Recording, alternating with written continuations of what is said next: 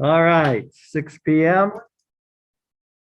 Welcome to our city council meeting on the September 28th meeting. Appreciate those citizens who have joined us tonight and those who may have joined us on Zoom. Try to take my mask off when I talk for a minute. Anyway, appreciate you joining us tonight, those citizens that are here in person and those who are on Zoom. We'll begin our meeting tonight with Councilmember Swanson giving us either an invocation or thought, and then he will lead us in the Pledge of Allegiance. So Councilmember Swanson. Thank you, Mayor. For not banging that gavel quite so hard this time. Well, I just wanted to wake up a few folks. So In some listening I've been doing on, podcasts and ebooks and those kinds of things.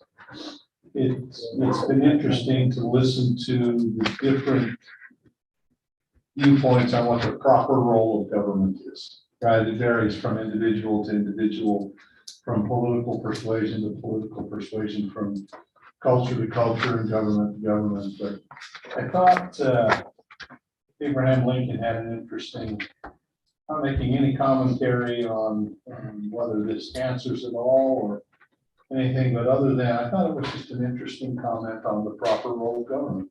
And he said the legitimate object of government is to do for a community of people whatever they need to have done, but cannot do at all or cannot so well do for themselves in their separate and individual capacities.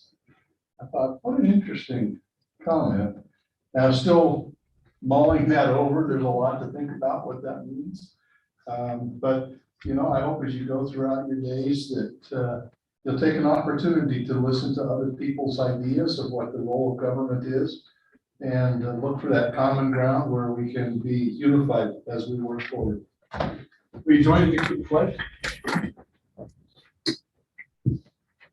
I pledge allegiance to the flag of the United States of America and to the republic for which it stands, one nation under God, indivisible, with liberty and justice for all.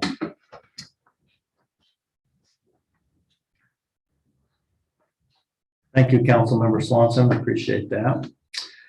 We'll go ahead and move into our consent agenda. Before we get started tonight, Council, are there any items on the agenda that you feel might involve a potential or actual conflict of interest? And I would just like to mention that Councilmember Barker is with us on Zoom this evening, and we appreciate him joining us. John, anything from Councilmember Barker in regards to potential conflict? He's shaking his head no. All right, we'll move on then.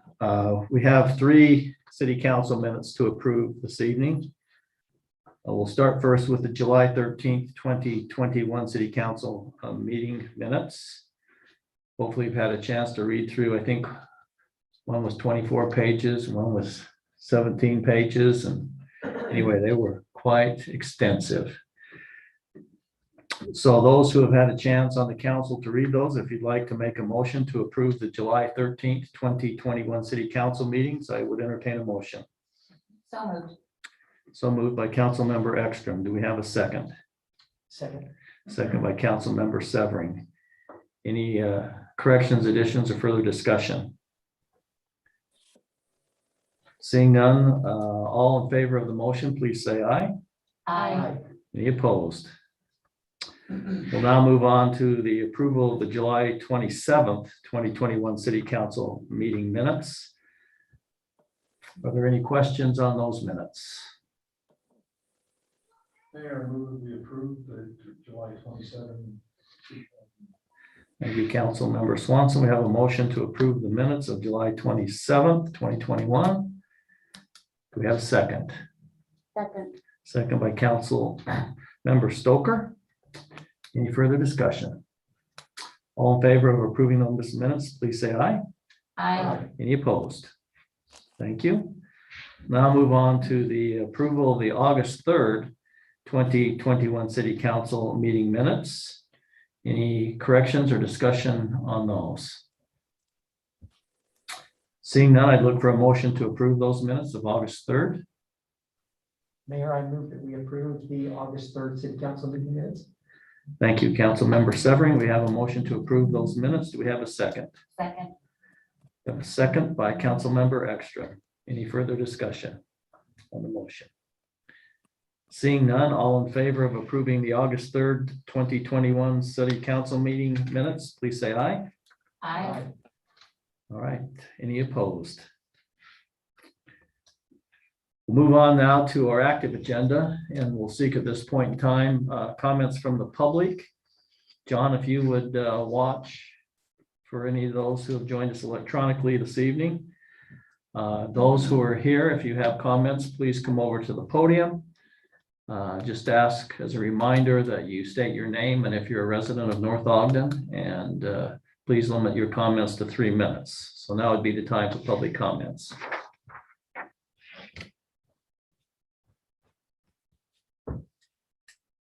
Stephanie Casey, North Ogden, Utah. I just know tonight you guys are discussing the city council meetings and things like that. So I wanted to just bring up the Zoom is really great and it's great to be able to interact. I don't know if there's any way to use the recording for YouTube again that shows more of the space. When I go back and watch meetings, a lot of the times it ends up just being the agenda filling the screen. And so it's hard to see who's talking or, kind of what's going on. And I know, I don't know if that can be done through Zoom. I guess, I'm not sure what cameras you're using, but I don't know if you guys maybe include that in your discussion. I would really appreciate it. Thank you, Stephanie. Any other comments from those who are here with us this evening? John, any? Nothing on mine. All right. Then we'll move on to the next item on our agenda, which is item number 6 this evening. Our city manager and attorney, John Call, will lead this discussion. And this is a discussion or action to consider an ordinance for protective ground cover. We've had several inquiries, I would say numerous inquiries, about some of our ordinances in regards to landscaping, in regards to the drought we're in. So we've asked John to look at this and make some recommendations to the council. So John? Thank you, Mayor. So, council, this ordinance is written, let me pull up this version. I think it's a little bit easier to read, maybe. At least the sizing is a little better. But the idea is we've got some feedback from the police department, as well as just the planners and stuff, and looking at ways to evaluate protective ground cover and how it's maintained, and specifically in a way that we think can help code enforcement with some of their understanding. The chief is here and can provide some feedback. He's been involved in those discussions as well. But there's a few key points in the new ordinance, or what's being proposed. The first is that the areas be kept free from noxious weeds. That is a term defined in state code, the noxious weeds, and there's a list of them.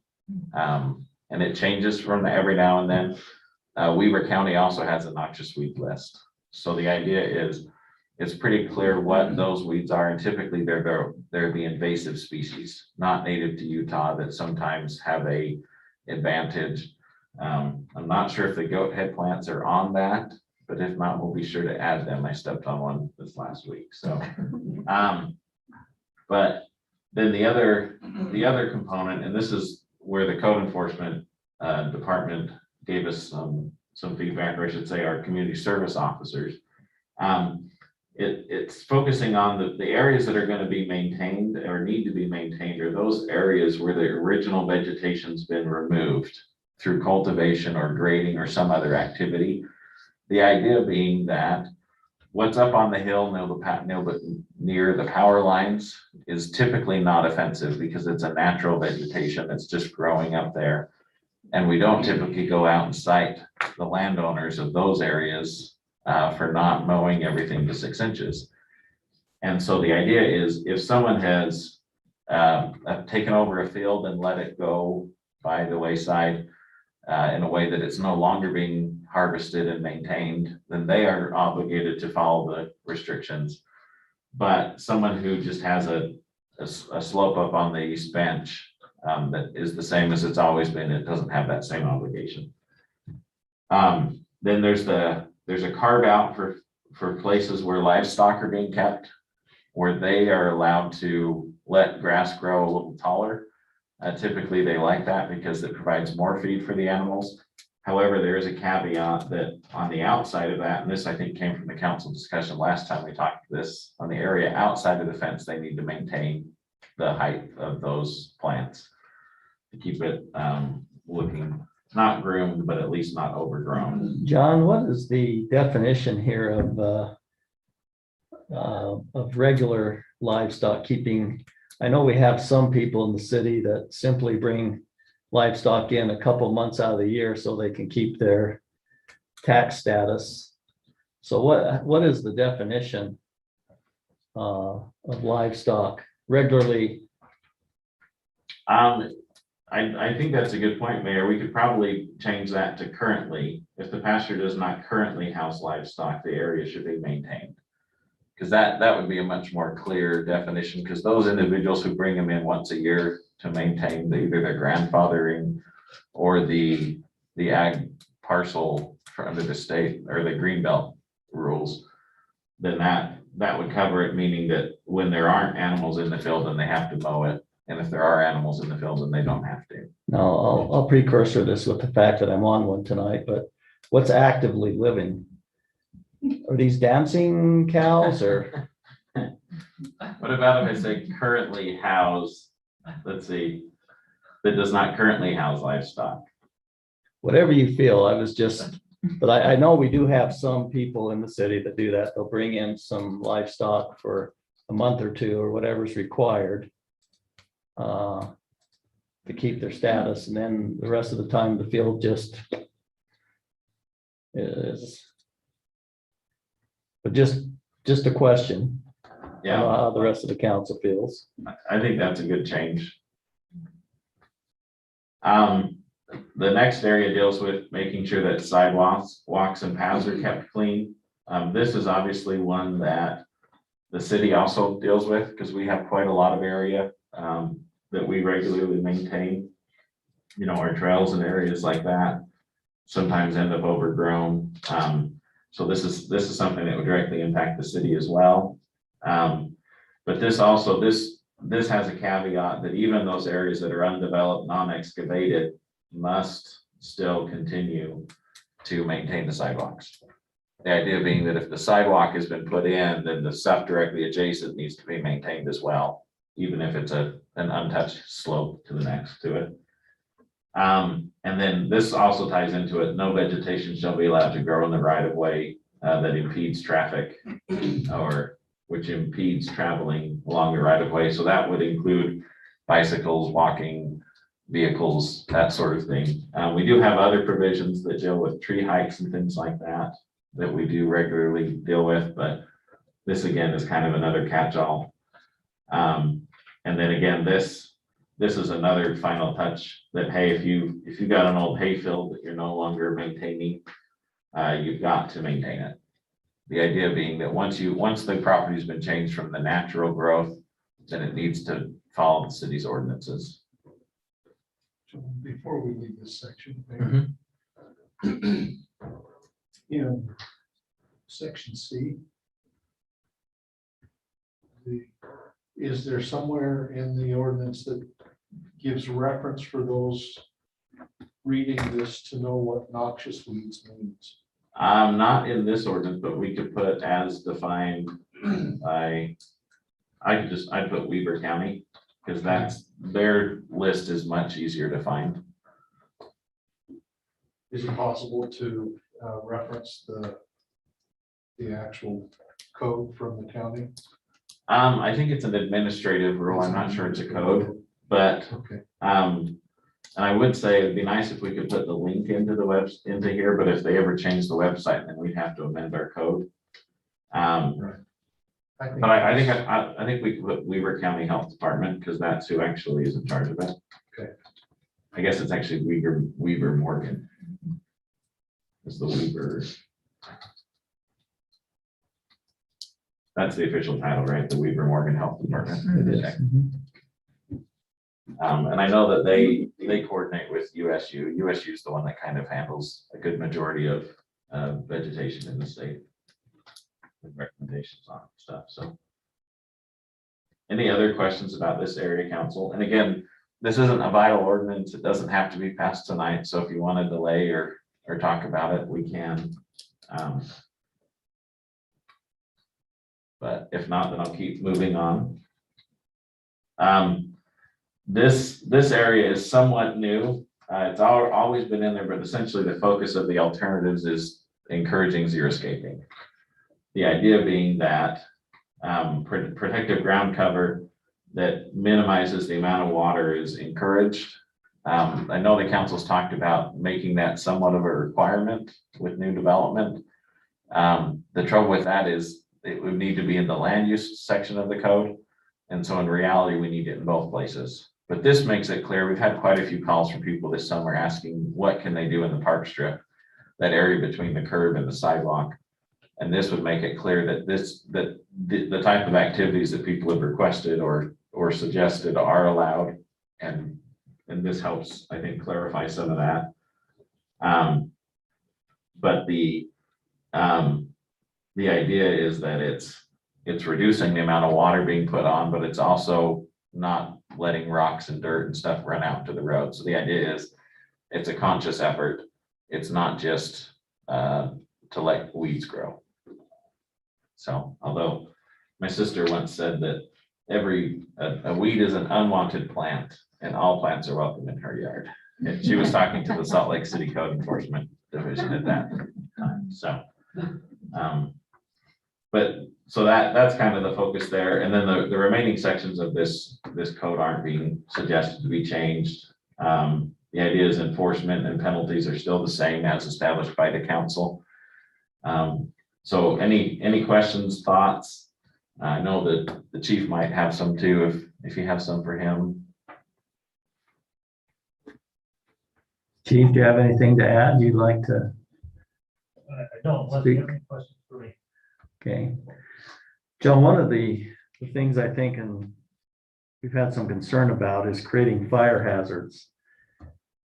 So even in some of these, I guess my question is, in some of these areas that have not been previously cultivated, that become fire hazards, is there anything that allows for enforcement if it's determined by the fire marshal to be a fire hazard? Because I think what brought our attention to this is the drought and some of the fire hazards that exist out there. Just a question. And I don't know, I mean, there's nothing in this ordinance that deals with that, but I also am not aware of if we have another ordinance in the city that talks about fire hazards. Do you know, Fire Marshal Councilman Barker? I don't think there's anything in their city ordinances, but in the fire code, it does state that any fire hazard that's deemed a hazard has to be mitigated. And I can get you the exact code reference if you want to put into this, but I mean, usually I just work with code enforcement to clean these areas up. And is that something that's given to the fire marshal, that power through the state code, or? Yes, or yeah, it's given to the fire chief and whoever he delegates, whether it's myself or somebody else, but yes. I can, if we want, I can get you the code references and you can add these in because they don't usually change. Well, council, do you think it's worth having that in there? Councilman Swanson? To allow that for any type of fire hazard is determined by the fire marshal? Yeah, it wouldn't hurt. It can't hurt to have it there. Okay. Councilman Severing? Yeah, I agree. Can't hurt anything. Yes, I agree. Okay. Yeah, you might as well put it in. I mean, I think it's kind of understood by all of the others. Hopefully, if they're following these rules, it won't create a fire hazard, but if so if, you know, they may be following all of the other rules, but then the fire marshal comes and says, this is still a fire hazard. And then you do something else. Sure. Yes, Councilmember Stoker. John, I was wondering what the, you know, the plants that they can plant or the trees is before we put in the Weaver, the Morgan Weaver help areas or somewhere that they could go and find what plants are drought resistant or trees, kind of a list or someplace they could look up. There are a few different locations for some of that information. I know that I can double check, but I believe Public Works in their water wise watering has referenced a few spots like the USU website. The Weaver Basin has a website, and actually a garden you can go walk through. I think USU's is in Farmington, right, or Kaysville, right by the freeway. But there's a few of those that they've referenced in their stuff online. But the hard part about adding those on the code is if they change the website or they change it, it causes issues. How do you feel about this language related to what you were just talking about, Mayor? I'll learn how to spell Marshall. So it says any vegetative growth or other condition which causes a fire hazard as determined by the fire marshal must be remedied. It should be say in a manner, or as, I hate to say as determined again. Must be remedied as directed by the fire marshal. Did that cover what you were after, Mayor? It covers my thought, council. Mhm. Okay. Any other questions or comments? Any further comments from you, John? No, that's everything I had. Council, would you like to pass this ordinance this evening with the maybe addition of the reference to the code as referenced by the fire marshal? John? So we could add it to this section. Or is that adequate? This gives him a lot more leeway, or the fire marshal more leeway that they could, if the code changes or they just feel it was unsafe, they could Okay. proceed. All right, council, if you'd like to pass that this evening, the ordinance number would be 2021-30, and I would seek a motion. Somebody would like to pass the ordinance this evening. Mayor, I move that we pass ordinance 2021-30 for protective ground cover. Okay, we have a second by Councilmember Swanson. Any discussion, council? Seeing none, I'll do a roll call vote. Councilmember Barker, Yes. Councilmember Ekstrom, Yes. Councilmember Swanson, Yes. Councilmember Stoker, Yes. and Councilmember Severing. Yes. Motion passes unanimously. Now move on to item number 7. John Call will also lead this discussion. And this is a resolution to consider some changes in our council rules and procedures that we asked John to come back and discuss with us. So John? Thank you, Mayor. Let me make sure I share this document to the folks watching. So this is the 16 pages of council's rules and procedures. Most of what is in here is currently remaining unchanged. But the section that the council talked about last time related to sharing of emails, specifically tied to public comments, is down here. One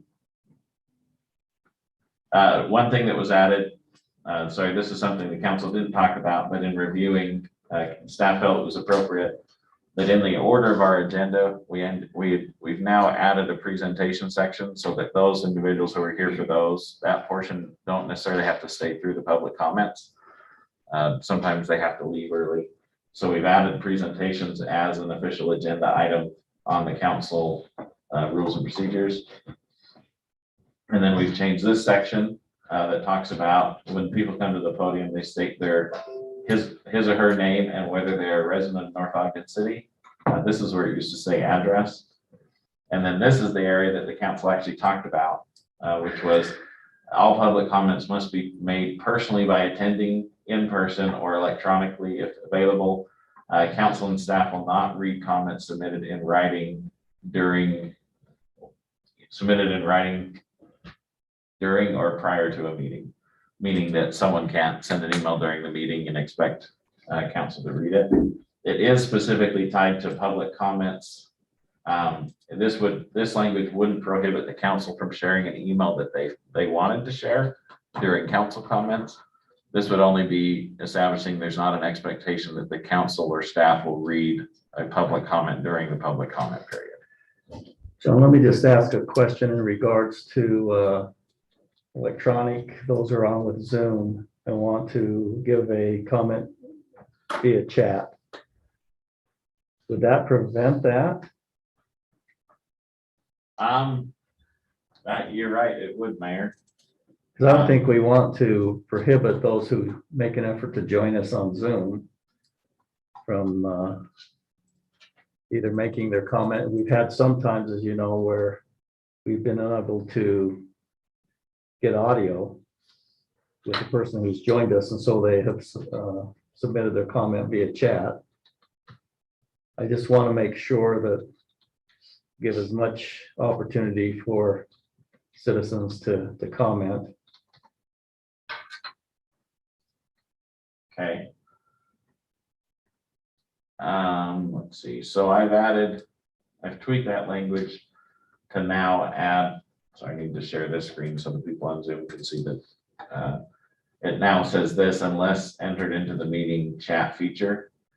The caveat to that would probably be that we do now run the risk of people having a prepared statement that's punched into the chat feature, but if the council's okay with that, then we can, then we should be okay. Well, I think as long as they're on Zoom with us, that gives us an opportunity to ask questions or converse back with them versus someone just kind of sending in an email that we have no interchange with.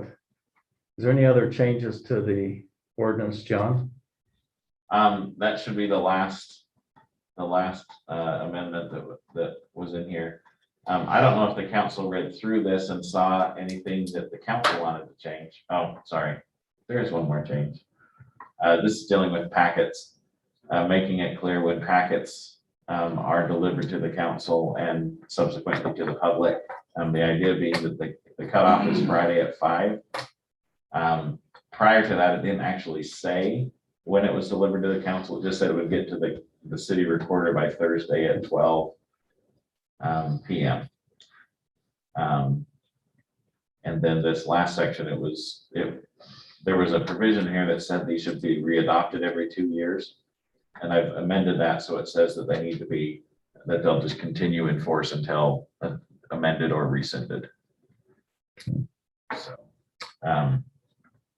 but does the council have any question about the packet delivery timeline? I think that's good, because not that the recorder's office would ever hold on to those forever after receiving them on Thursday at 12 noon, but that I think outlines the expectation of when the council should receive that. This is important enough, I think, council, in regards to making sure that we have communication with our citizens. I'm going to ask each of you to comment on this, and we're going to start with Councilmember Swanson. I like it. The thought that I had, Mayor, with John, if we scroll back up where we added that language, for those that are on Zoom, if it turns out that we end up having lots of prepared statements that are copy and pasted in, we can always come back and re-amend this thing, but I think that's a good inclusion to have at this point. Okay. And I don't have any issues with it. Yeah, I think not that we would do that, but I think if we saw that, we could end public comments. Because we'd probably have the message by the time we start seeing all the cut and paste. So, Councilmember Severing, do you have any comments you'd like to share with us? You know, I've thought a lot about this, and there's a part of me that, as I tried to think back over the last almost 4 years, I can only think of twice where we had somebody actually call or email, or I guess I should say email, a request to be read during public comments. So there's a part of me that, doesn't want I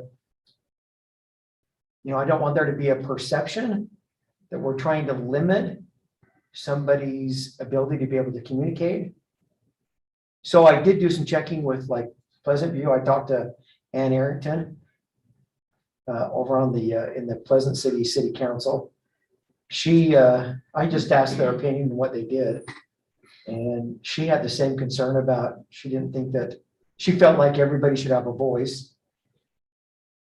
And then I talked to Todd Davis, who's down on the Plain City. He's currently not on the council. I didn't realize he was no longer on the council. They had not done that before. He told me he thought that there would probably be some parameters that could be established to make sure that if it comes in through email, that the information could maybe be vetted a little bit with communication with the citizen who wrote it. But there's a part of me that just worries a little bit about trying to develop a transparency and honesty to get the citizens to be able to communicate with us. So yeah, I'm a little bit not in favor of it. Okay. I think the key to point out here is not that someone can't send an email to a council member and have them express that they've received it, what it contained. I think we've got the expectation that some of those should be read line by line, and some of you have probably received emails that you wouldn't want to read in public. I know I have. So I think, we would still have that opportunity for council members during comments at the end of our agenda to reference an email. I think this is specific to reading the expectation, reading line by line. So, but I understand your concern, so appreciate your input. Councilmember Ekstrom? I like it, and I like not reading other people's words generally that are typed out. I think there's a lot of miscommunication that happens sometimes when people have other people read their written words. A lot of people are not particularly adept at expressing themselves even the way they intend in the written word. And I think if we're reading someone else's verbatim and they're not there to actually correct and make sure that that's the meaning that's really intended, I think we can run into trouble there. I think if someone really wants their point made, they'll make it themselves. And again, the chat window, usually they're very short. If somebody's going to cut and paste like a big long thing again, and we've done that before. I think John has had some pretty long ones and kind of truncated what is being said also. And so I think this language is still pretty generous. If people want to get a hold of us, they know how. Our phone numbers are published, our email addresses are published. If they want to influence us, there's still no barrier to that. This is about making it public and putting it in the meeting, in which case I think if it's really important to someone to do that, then they need to make themselves hear, in some way, electronically or actually physically. So I like this wording. I think too, it does allow some conversation back and forth, even if they're on Zoom or here at the end of the meeting where we respond to those. Once again, I would just point out and encourage communication that we receive from citizens, that we do address that. And I think we've been pretty good at the end of our meeting where we talk about council, mayor, or staff comments, that we don't forget to mention maybe emails we've received and address those for sure. So I just want to emphasize that that's important, I think, to Council Member Severing's point. We surely want to hear from our citizens. Councilmember Swanson, did you have another One comment? quick thought that I have, one of the impressive things, not to pat ourselves on the back, but if you go to the county or even the state level or the federal level, county level, there is very limited public comment at the end of a meeting. There isn't any public comment at the beginning of a meeting. There is no public comment during a meeting unless there's a public hearing. And as we were taught by the ombudsman that came in and gave us training a couple of years ago, we don't have to have any kind of public comments, which is what the state and the federal legislators do. I don't like the term generous. I think we give lots of opportunity for citizens to express their feelings and to, we have public comments at the beginning of the meeting. We have one at the end. We often have them with a line item in agenda item that may be of particular import to the citizens. We certainly have the public hearings. I think there's ample opportunity. I think if we were to change the language of that just a little bit, it might be, Mayor, as you mentioned, in those instances where audio is not available. If you're on Zoom and audio is available, make your comment. If for some reason audio isn't, then you could type it in or cut and paste it and we could read it in at that point.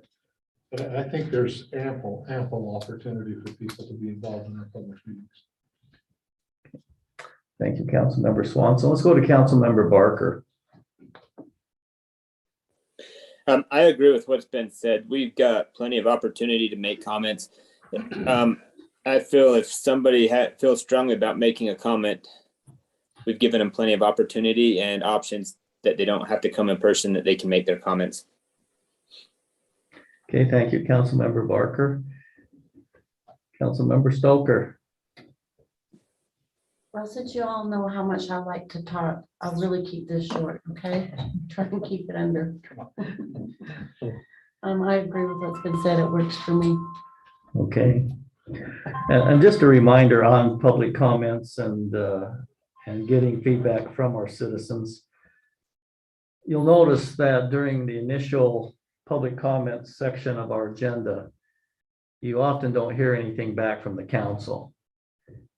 And I've specifically asked the council not to respond during that initial time frame because sometimes digesting what we just heard and not being emotional in the response, I think is important. So we've kind of reserved the response to public comments at the end of the meeting. Also, I think going forward, what we will see hopefully in the North Ogden Connection magazine, I know John is doing this now. I've asked him to follow up what things took place at council meetings. And I'd like to see that. And I think we've agreed, John, we're going to try to publish a summary of that in the Connection magazine so our citizens can, see what actions were taken and what substantive discussions took place. So I think we're trying to increase communication there too. I surely understand Councilmember Severing's concerns here. And I think we're trying to do all we can, but make the interchange really interactive as much as we can with our citizens. Any other comments? John, anything else you'd like to add? Any additional changes you've come up with there? No, other Councilmember Swanson's suggestion?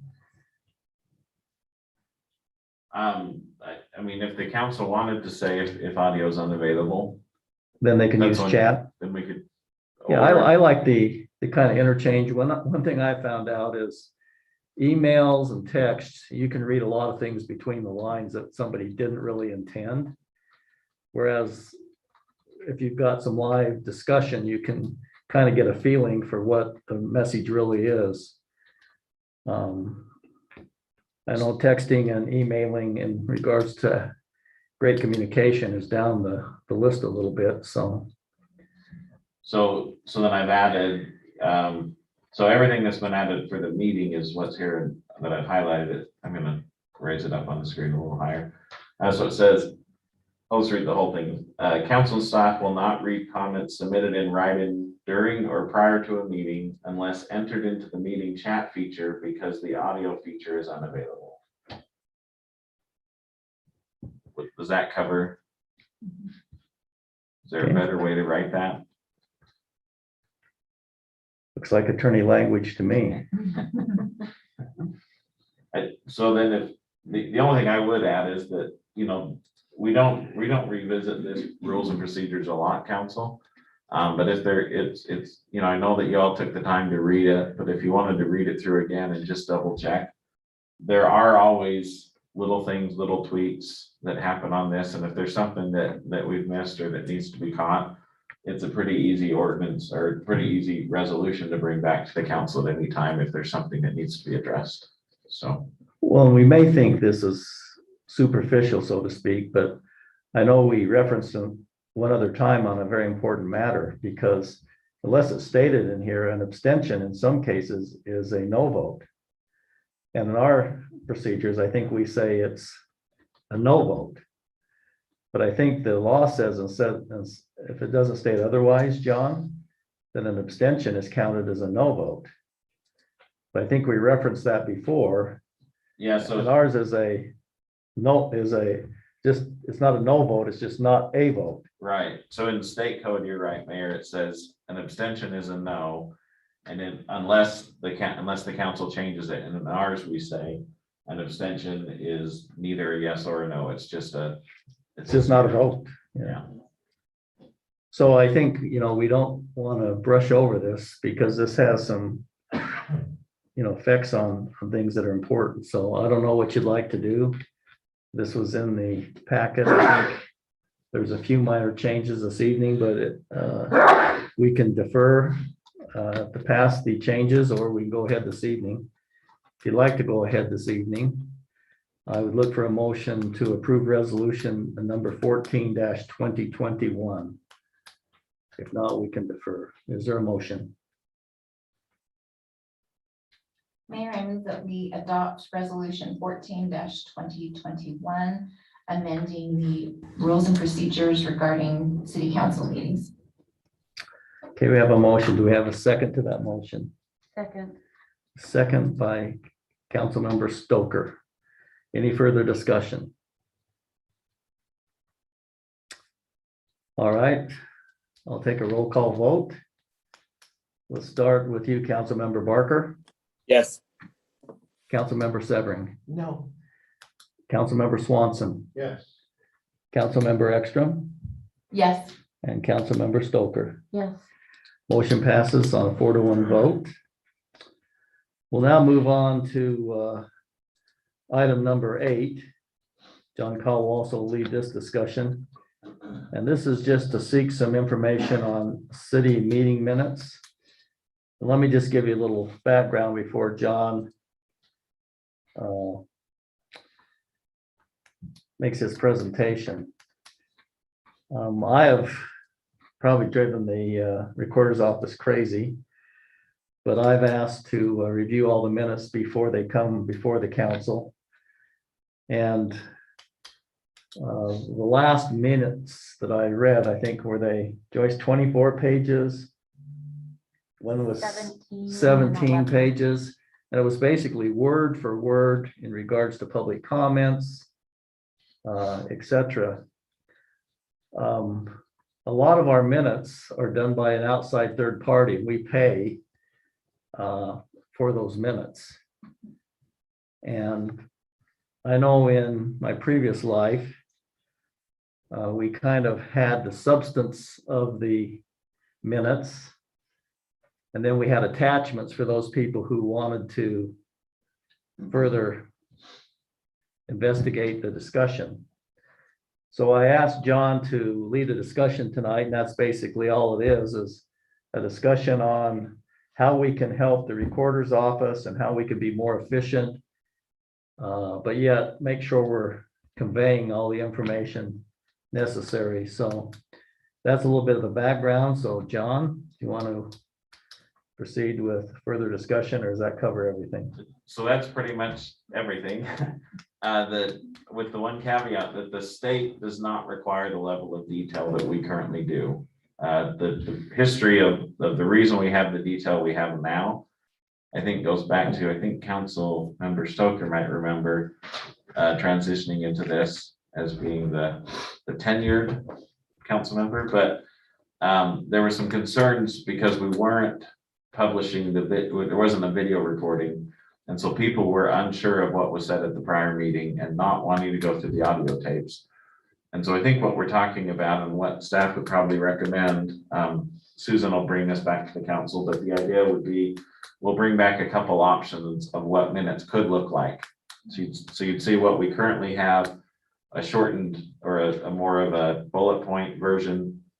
And then we even thought about building a minute that has a reference to the YouTube video, to the second of when that discussion starts. So if a resident really wants to hear word for word what was said in that, they can link to the video and listen to it as opposed to trying to read it.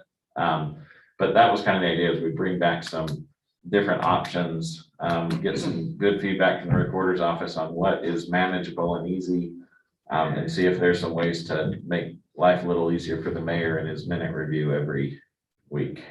Don't give that as an incentive, John. They'll He wanna- is retired, right? Sorta.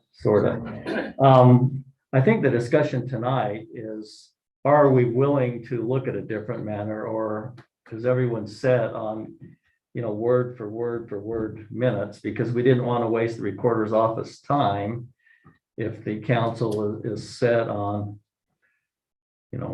word by word minutes.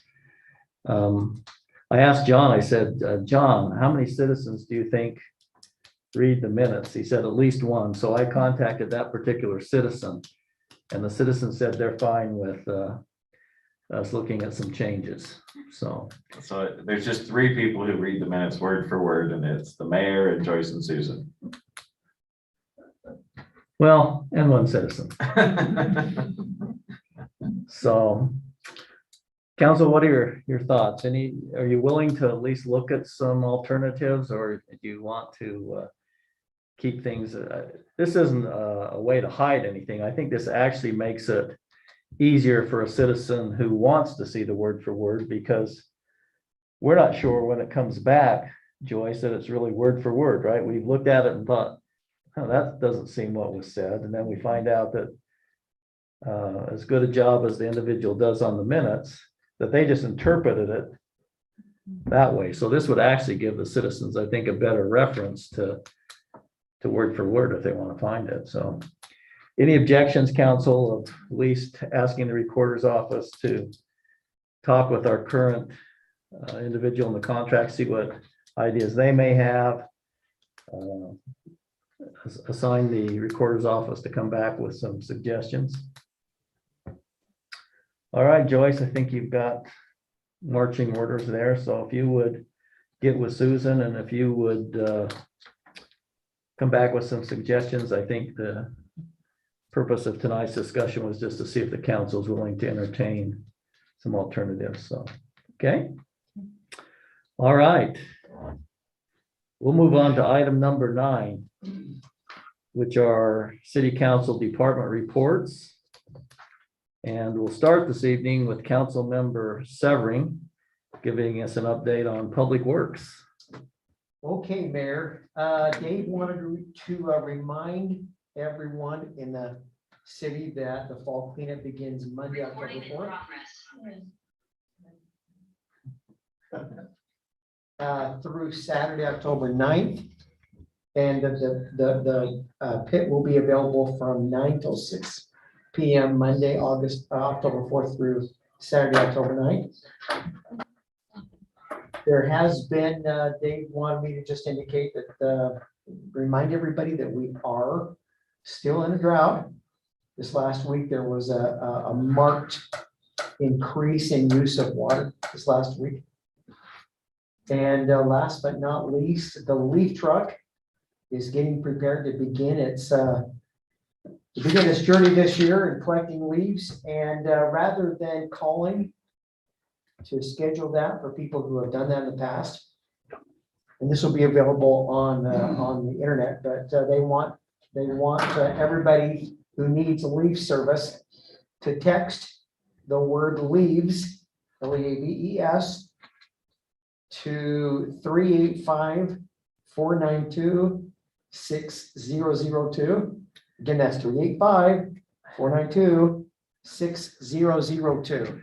And if you call them out, you get an extra And you get bonus? a free, next year you get a free pickup. Oh, Wait, there's more. Oh, wait, there's more. You can have Phil, Councilman Swanson, at your dinner. on Monday we night. don't want to discourage people to pick up leaves, Councilmember Severin. Okay, so. Again, capital, I think it's maybe has to be capital, I don't know, but leaves to 385-492-6002. And that will be arranged to have the leaf truck stop by and vacuum up your leaves. And how will we get further communication on that, John, to make sure citizens? So what'll happen is if you text leaves to that number, then it'll respond back to you and ask you for your address. And then you'll respond with your address. And that will go to a list that will be given to the 2 trucks that we use to pick up leaves, and they will get out as quick as possible. No, I was talking about, other than the several people that are on Zoom and the folks that are here Oh. tonight, how will we get the word out that they should text leaves at 385 492 492 6002. 6002? So I believe it's already on the website, but I'll verify. Talked with Dave this afternoon. They might not have gotten it up yet. But it will be on there, it'll be on Facebook, and it will be in the Connection magazine. Okay, and is the cleanup just green waste Green waste only. only? So it's free at the pit, green waste, or if you have bundles of sticks, less than 75 pounds and less than 5 feet in length, bundled together with string, you can leave it out by the curb, behind the curb, I should say. And the public works folks will pick it up on the trash day. So do you text twigs to that same number? or- No, Well, okay. It is worth noting that same number it's a text response app. And so if you have a question, you can text that number. You know, you could ask for park hours and it'll do some back and forth and get you the information, even if the ultimate information is, oh, please call this number to ask to get an answer about parks. Councilman Severin, could you, or John, one of the two, ask Dave to provide us an actual comparison of water usage?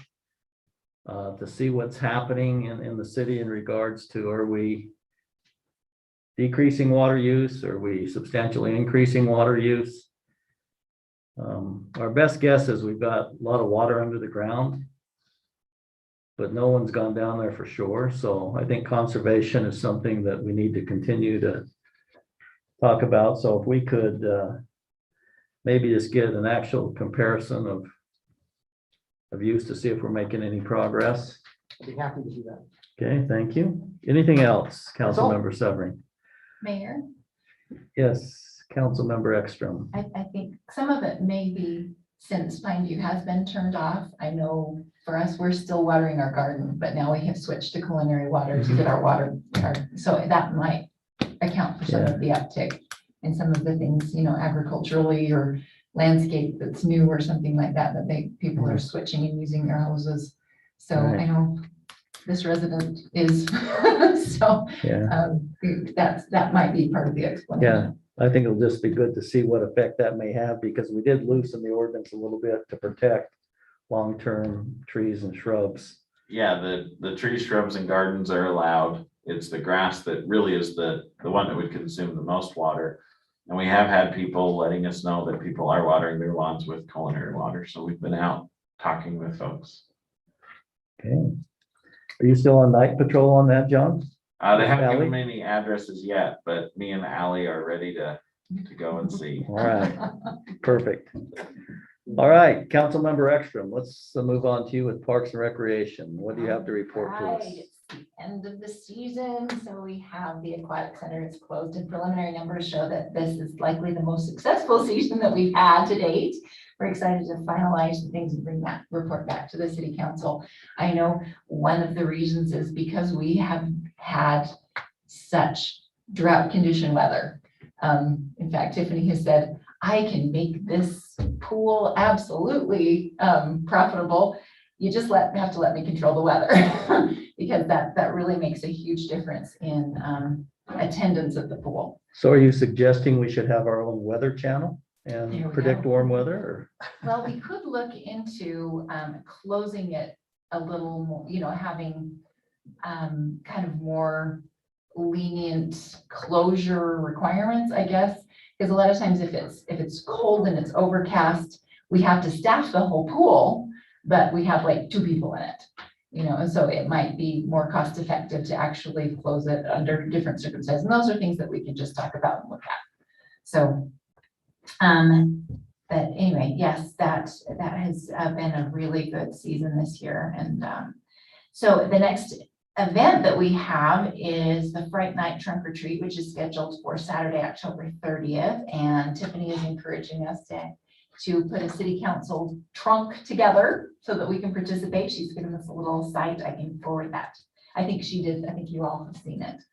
I think that'd be awesome for you to take on that assignment, I Councilmember am Exum. terrible. Maybe I can get Steph to come help me because she's fantastic. She like can put together like the most creative stuff. I'm like, See, if you only do the things you're good at, you never grow. yeah. This is a growth opportunity for you. What it will be, it was like, well, this is way. Thank you for Charlotte must have done it. Thank you for accepting that assignment, by the way. As long as everybody can help me. Like, maybe I can get Margene to help too, because she's really good at it. Volunteer. No, because I definitely know. All right, now Parks has started with the winterizing process of the irrigation systems. So the restrooms will be closed in mid-October and then winterized as well. We're having a vandalism problem, especially at North Ogden Park. Tiffany included some of the pictures and it's really pretty horrible. We do have security cameras there. I think the chief, maybe you can kind of talk to us about what's happening with those. Are they particular times of day that they're happening? And what's going on with kind of trying to catch these little orcs that are doing this?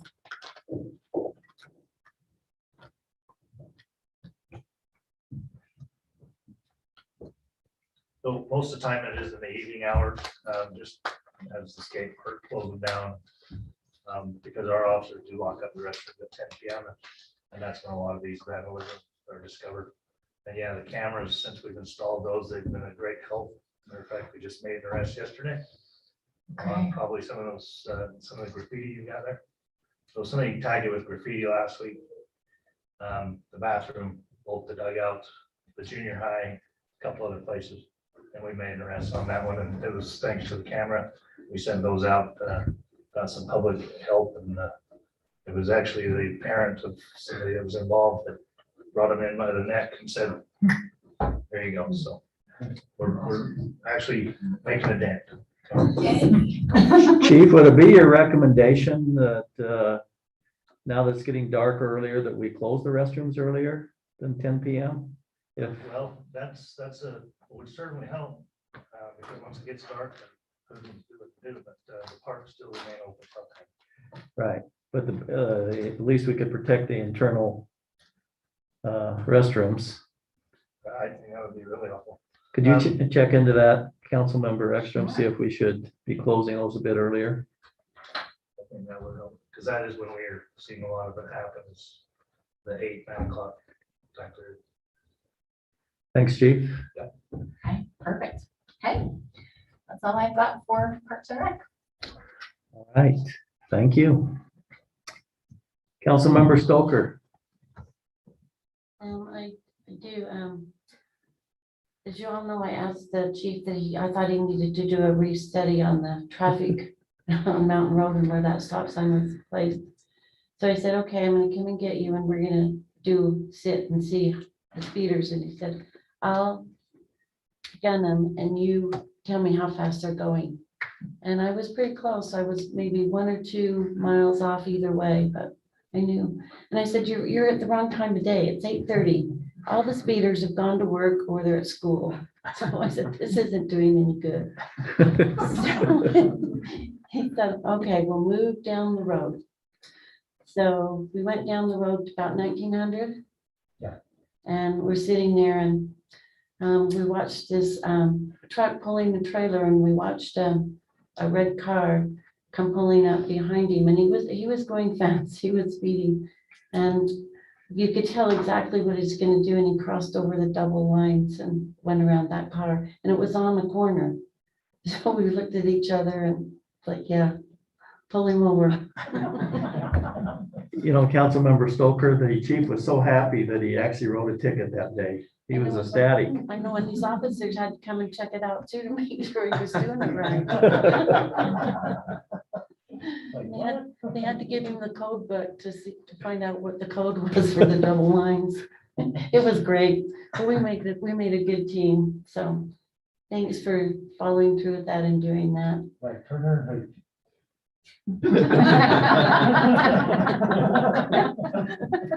And on that note, there's a couple of officers that they still need to hire, and I'm applying for the job.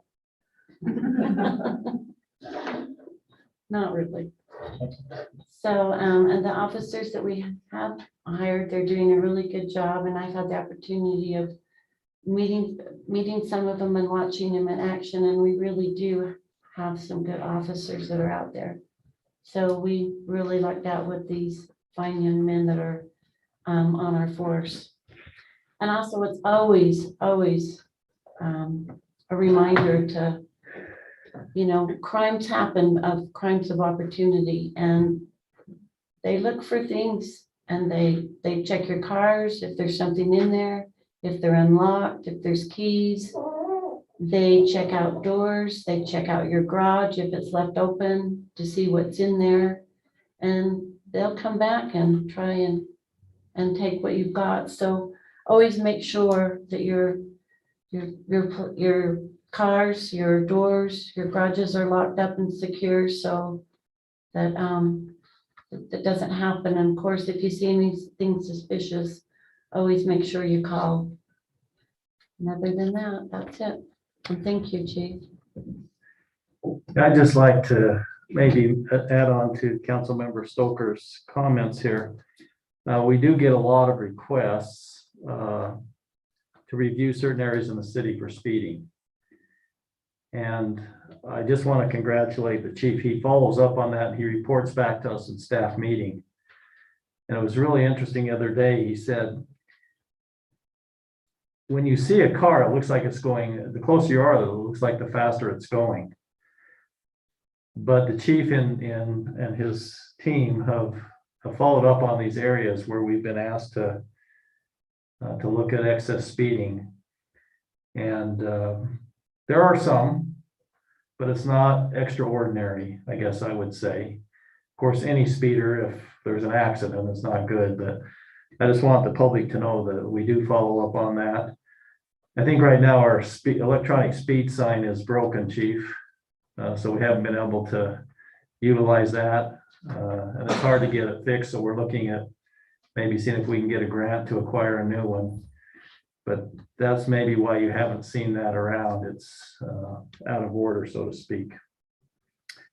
And once again, in our discussions, and just as a reminder, we've asked our police department, and this is something the chief has always promoted, is proactive policing. We don't want to necessarily be in a position of always catching criminals. We want to be in the business of discouraging them from committing crimes in our city. And so the approach that our police department takes is one of proactiveness. And I wish they could be every place at the right time, but that's nearly impossible in the size of our city.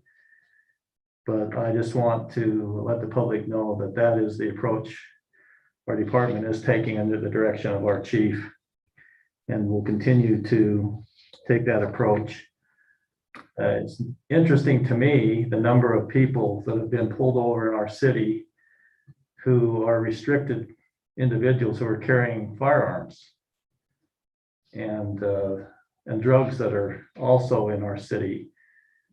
And so when our department pulls people over, it's not necessarily to cite them. Obviously, there's legitimate reason they're pulled over.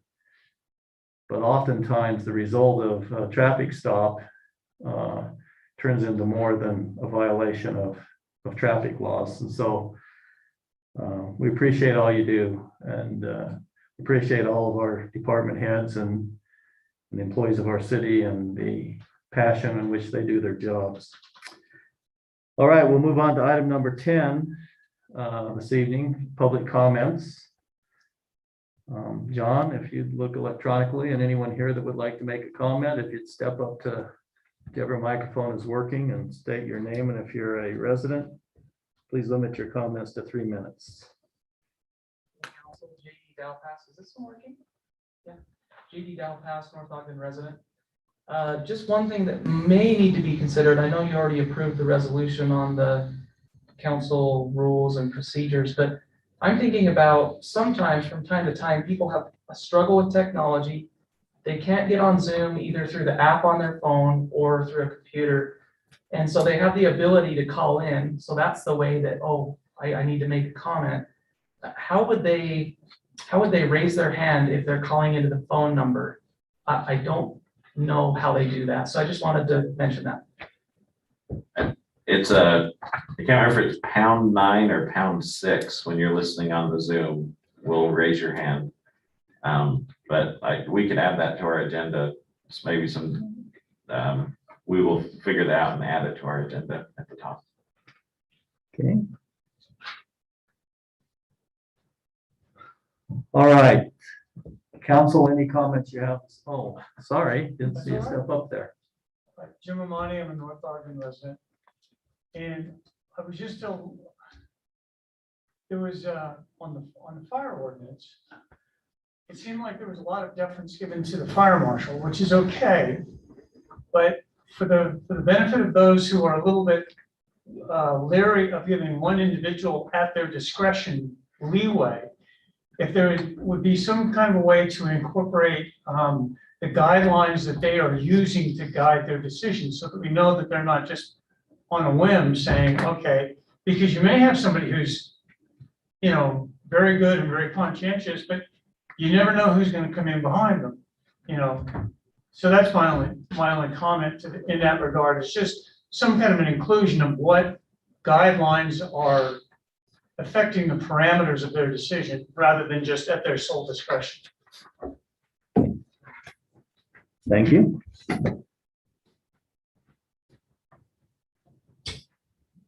Sandy Hoffman, North Ogden resident. Mayor, I was just wondering if we could get an update from you where things are standing with Rocky Mountain Power and getting our street lights on in Prominence Point. Mr. Call, I know we've had a discussion in that regard. Do you want to give Sandy an update, please? We have reached out to them, but don't have a time yet. We're still trying to essentially convince the developer that they need to pull the permit and put the request into Rocky Mountain Power. Rocky Mountain Power can provide the service and is willing to, but they need that request from the landowner that hasn't been submitted yet. And that's totally up to him whether he wants to submit that since it's private property, but we have had conversation with Rocky Mountain Power, so. Okay, thank you. Council, any other comments this evening? Staff, John? Yes, these are some of the follow-up items from, I think, last council meeting. The request about dog waste on the trail has been handled.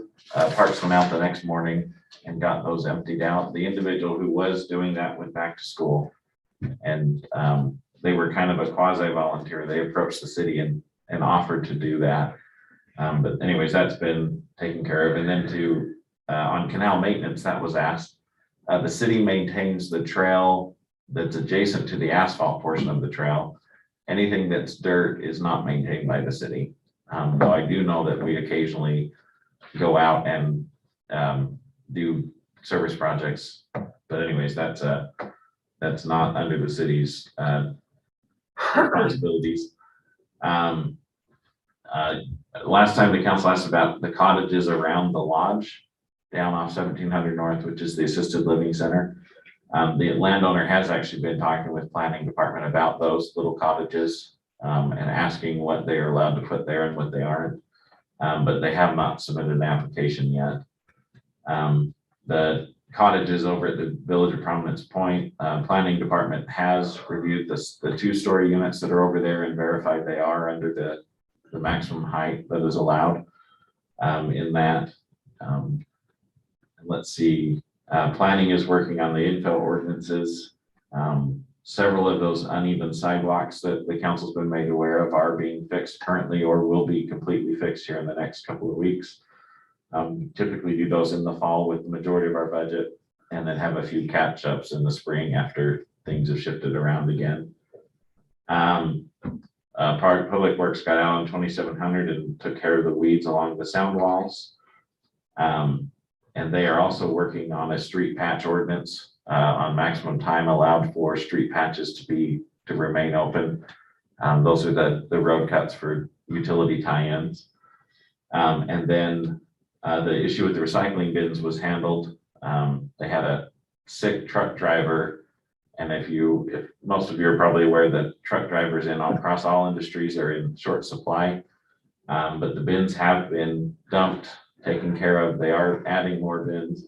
And then we also got notice that we actually have a few more trash cans coming our way. If you weren't aware, we had a shortage on plastics that we're used to make the type plastic for our trash cans. And so we were a little short on those, but we've gotten a new shipment and should be able to get those out to the community again. I believe at a higher cost, John. At a higher cost. I think the cost went from $90 3 years ago. I think we're paying $132 a can now. So please don't leave your cans out in the wind, because currently it might be something the council needs to address, but for cans that are clearly destroyed, most common way is fireworks that haven't been soaked in water. We do make the resident pay for those. But if it's just breakage because they're old and worn out, we typically don't make the residents pay for them, and it's just part of the fee for having trash cans. But there are a few that have clearly been abused, and we make them pay for it. Some cities make everyone pay to replace a can regardless of the reason why it broke. So, but that might be something we'll address. That's it, Mayor. That's my follow-up list. Okay. Joyce, do you have anything for us? No. All right. John, could you give us an update on the Washington Boulevard little houses that are there, the status of where we're at on that? I know we get a lot of inquiries. Yes, if you have been watching that property intently, you will see that those structures are moving right now. We do not know where they're going other than they are leaving our city. The landowner actually started formal eviction proceedings against the individual who brought the buildings in. And they reached an agreement pretty quickly to get them moved, and they are moving. In fact, I believe one of our lieutenants was following one of the trailers out of town just to make sure they were leaving as they were being moved, and they are leaving North Ogden City. So that should be handled here pretty soon. And yeah. How about an update on the public safety building? So the RFP is due on October 15th, which is 2 Fridays away, 3 more Fridays. And on that day, the committee that's being put together by the Public Safety Committee is going to have a review panel that'll be looking at those RFPs and whittling down the number to figure out how many are going to do in-person interviews. And then from there, that group will be coming to the council with a recommendation on who should be hired for that. When we do get those RFPs in, because it is somewhat protected and proprietary information, it won't be public what those RFPs or what those responses say until after we've made our selection, but we will provide the council with an update of the price ranges so that at least the council can know the ballpark figures of where we're looking at. There's obviously going to be lots of contingencies because if we pick, well, I'm not going to say that because we won't pick expensive items, but if we pick gray paint instead of beige paint, it might be $1 more a gallon, and so prices will change a little bit accordingly, but most of the finishes will be very practical in nature, so we should have a pretty good feel for the cost by the time we reach the end of the interview process. Councilmember Ekstrom suggested we don't paint it. So I'm just kidding. You did? Sometimes I ramble on. Anything else, John? No. An update so the citizens know where we're at in the bonding process. So currently with the bond, the council has ticked the boxes for the legal procedures. But we are waiting for an official bond amount based on the cost of the facility. And so that will likely come before the council, I would say sometime in November. After a decision's been made on, it'll probably be tied to the decision with the selecting a firm and the moving forward. So. Okay, thank you. Oh, and then for those who are interested, the road project should be finishing up here in the next couple of weeks as far as the asphalt concrete work. A good majority of the landscaping will wait till the spring because there's not water and we don't want to plant stuff and have it die. But we've also been working with the neighboring landowners on doing some xeriscaping in the park strip and some other alternatives for that project. But it should be closed up by October 30th. The goal is still the 15th, but we always like to give them a couple weeks, especially with the concrete shortages that are still going. Okay. Any word on the restriping of 2700? I've had some inquiries on that too. So UDOT in the next couple of weeks will be doing their final mill and overlay, or not a mill, they do a micro seal. So the lines that are down right now are just paint. After they do this micro seal, then they put down their heat treated lines. And Public Works has worked with UDOT and the project manager to clarify some of those yellow lines and make it clear where left turns are allowed into the Lee's and McDonald's areas. So that will become less confusing to the citizens. Yes. Okay, anything else? Mayor, Yes, Councilmember Ekstrom. so can we put John on the agenda to revisit that fire marshal decision? I think the point is well made that we don't want to give someone just, I mean, I trust Ryan Barker as long as he's the, the fire marshal, but if we get someone in there that is a little bit power hungry, they can go and, you know, anyway, I do want to have something worded in there so that there are some parameters so that it doesn't give such wide discretion. I think that's really wise.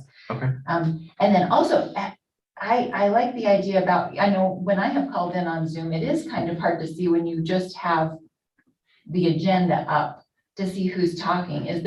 Are there features, there's something that we can look into about that to see a little bit more easily who's saying what?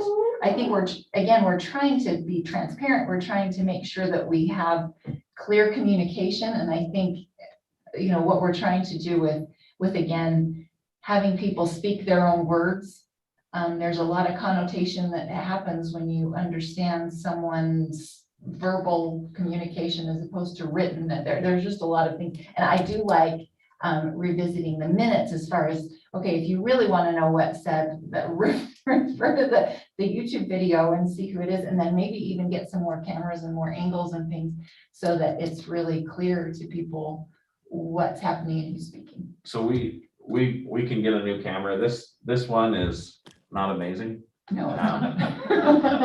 It's a very wide angle one, which works for what we're trying to do, but we have been looking at a new system for the whole room to try and fix it. But I think that we can probably safely invest in a nicer camera. The hard part is with the YouTube video, when you're sharing the screen, it puts a little itty bitty camera up in the corner, and when you unshare, you can then see everyone. So I've tried to be a little more conscious tonight and stop sharing when the discussion's happening and bouncing back and forth to facilitate that. But there is software out there that could help. It's very expensive. They actually have software where when this microphone starts talking, the camera will zoom in on that area. Okay. But it's probably more expensive than I think the council would be interested in.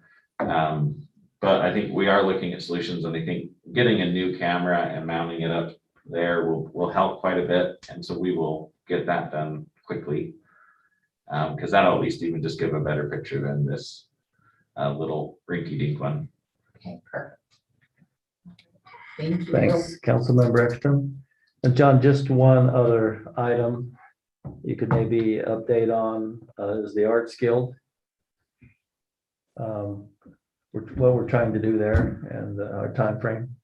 So currently with the Arts Guild, the goal is to put together or put in front of them kind of a guidance document for them to talk about and to kind of help write their own future.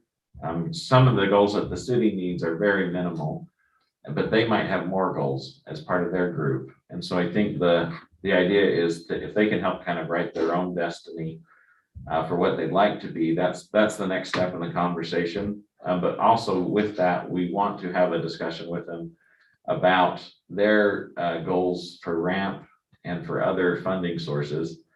And what we'd like is the Arts Guild to come to the council in the budgeting timeframe and propose some ideas on ways to spend money. And so the council can be aware of that and in theory approve some budgetary line items for them. But the ramp process typically happens in January, so we hope to get them together and have some feedback from them on the direction of some of those ramp funds and if we should be going after different types of grants based on what their feedback is. So. I think we want to define the responsibilities between the city and the Arts Guild and how we coordinate that and make it a meaningful assignment. So there'll probably be some involvement with you, Councilmember Ekstrom. Are there any other comments this evening? If not, we look for a non-discussable motion from Councilmember Stoker to adjourn this meeting. Motion to adjourn. All right, do we have a second? There was no discussion. Second. All right, meeting is adjourned. Thank you for attending this evening, those who have joined us